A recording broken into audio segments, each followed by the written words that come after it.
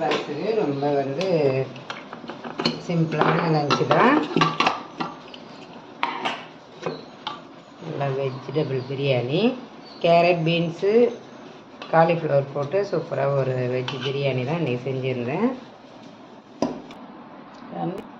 அது தொட்டுறதுக்கு நல்லா உருளைக்கிழங்கு வறுவல். பசங்களுக்கு ஆனியன் ரைத்தாவை விட இந்த உருளைக்கிழங்கு பொரியல் ரொம்பவே பிடிக்கும். அதனால் நல்லா ரவுண்டாக கட் பண்ணி தோசைக்கல்லில் வச்சு வறுத்தாச்சு. காலைல பிரேக்ஃபாஸ்ட்டுக்கு தோசைக்கு நாங்கள் ஒரு கொத்தமல்லி சட்னி. இது கொத்தமல்லி, தக்காளி, புளி, காஞ்ச மிளகா. நம்ம பிடிக்கும் அப்படின்னா கொஞ்சமாக இஞ்சி சேர்த்துக்கலாம். ஆனால் நான் இஞ்சி சேர்க்கல.